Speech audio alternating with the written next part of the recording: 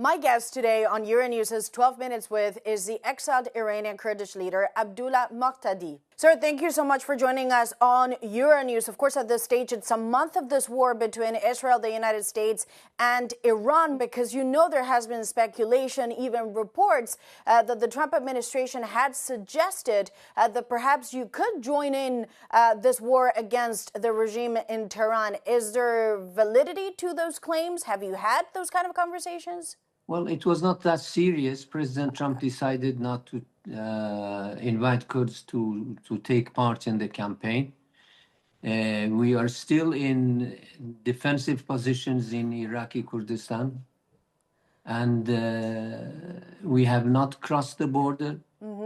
We are under constant shelling by Iranian missiles and drones day and night for about a month now. But we are still in defensive positions. So to that extent, then you are confirming plans were debated, perhaps casually, but there was an idea before the war started that you could join forces with Israel and the U.S. Those conversations happened with the Trump administration directly. It was more an idea rather than a plan. There's a lot of uncertainty around this operation, what kind of plans the U.S. has in mind, the timeline to the ultimate goal. But I wonder if they were to ask you the same question now, would you say, yes, we will switch from defensive to now offensive? Because that call could come. It depends on the situation in Iran. We are Iranian Kurds. This is our homeland, this is our country, this is our land, this is our ancestors' land. So we have every right to return to our land. It depends how and when, it depends on the situation on the ground.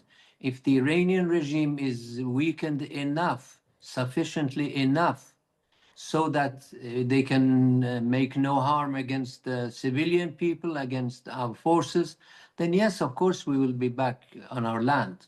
What you're saying is you could join in, but there needs to be conditions on the ground in which the regime in Tehran is sufficiently degraded, and you don't think that's the case at this stage? The coalition of Iranian political parties, which we started almost a month ago before the war, is ready to cooperate with our people in Iranian Kurdistan. We can provide security. We can prevent chaos. We can prevent massacres by the Iranian security forces. And we are responsible political parties with massive support from among the Iranian Kurds and a very popular position among the Iranians altogether. So we will be ready to go back to our country. Do you still have faith in the U.S. administration that they can achieve those strategic goals that they laid out at the beginning, which was a sort of regime change away from the hardliners and to destroy the nuclear threat? If they weaken the regime enough, if they crush the security forces, the military industrial base, not the civilian infrastructure, of course, we're not for that.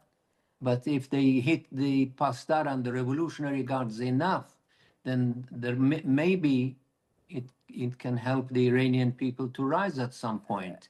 In fact, this war started 47 years ago by the Iranian regime.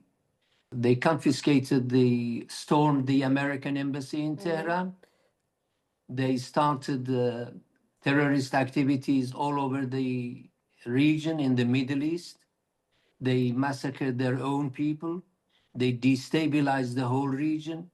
So they threatened Israel that they want to annihilate Israel.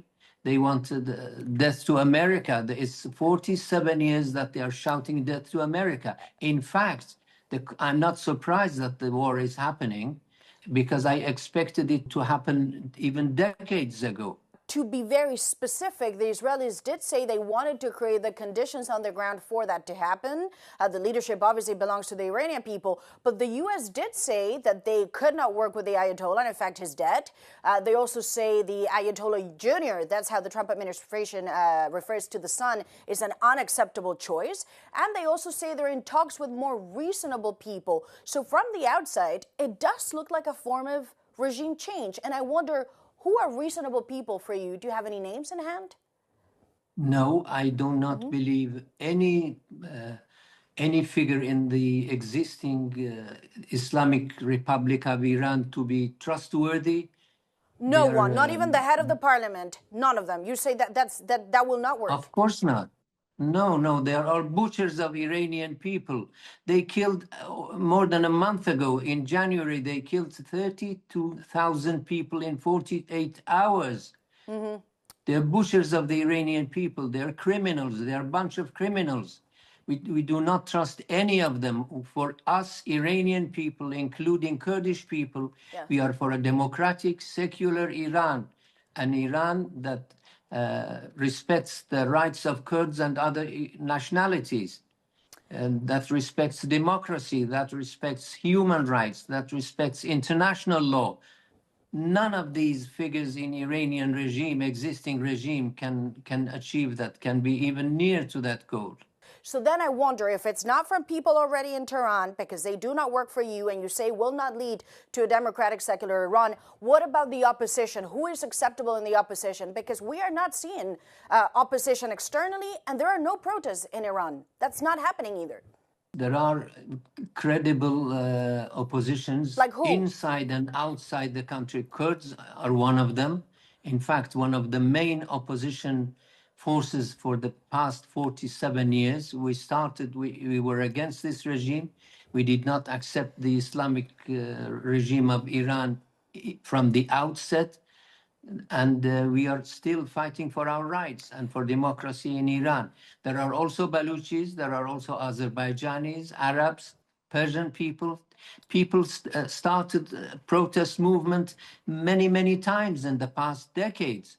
So the Iranian regime has lost all vestiges of credibility and legitimacy. What role do you see for the Europeans? Are you satisfied with the messaging coming out of Europe? In a way, they talk about de-escalating, going back to diplomacy, and at some point helping out to open the Strait of Hormuz, but not in the hot face of the war. Is that a message that you can abide to?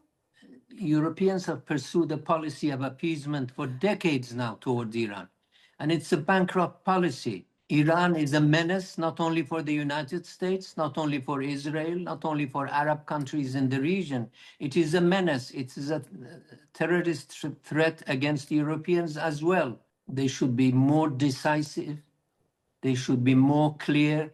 They should join the United States in its effort to curb the Iranian influence and put an end to a regime that is a menace, a threat to its own people, to the region, and to the West. They're anti-American, they're anti-West, they're anti-everybody in the region. So just so we understand, what you're saying is they should fight this war directly? They should engage militarily?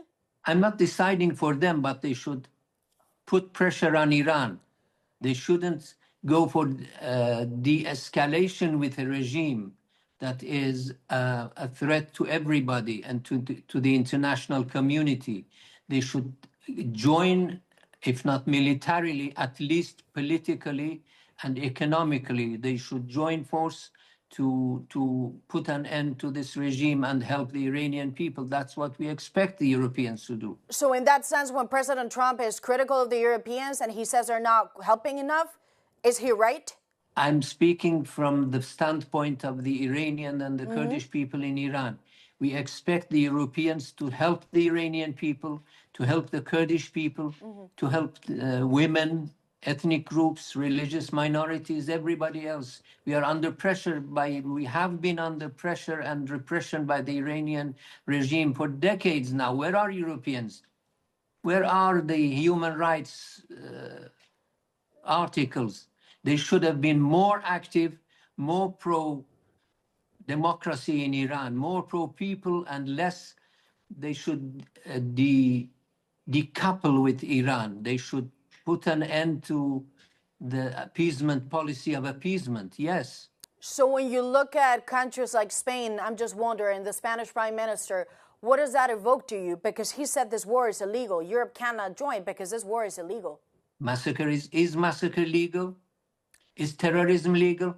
The Iranian regime boasted a couple of years ago that they control 5 capitals in the region, and they have organized and financed and armed many proxies, terrorist groups in the whole Middle East.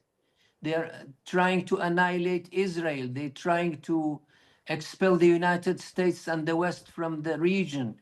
They're reshaping the region according to their adventurous illusions. So it's time for the Europeans to put an end to this policy of appeasement and take a more active pro-Iranian anti-regime policy. And let me ask you just as a final question, the other big regional power, of course, is Turkey. Have you had any communications with President Erdogan? Of course, there's also been multiple reports that he does not want to see this war escalate and that he also doesn't really see a role for you. Are you having any direct communications or, if not, back-channel dialogue with the Turkish? We've been trying to assure Turkey that we have no bad intentions against Turkey. We can be friends. Okay. We can be good neighbors, both in Iran and in Iranian Kurdistan with Turkey. So we are doing no harms to them. There is no reason for them to be concerned about our intentions and our policies in Iranian Kurdistan. Okay, well, on that note, thank you so much for joining us on Euronews. Good to see you, and thanks for your time. Thank you.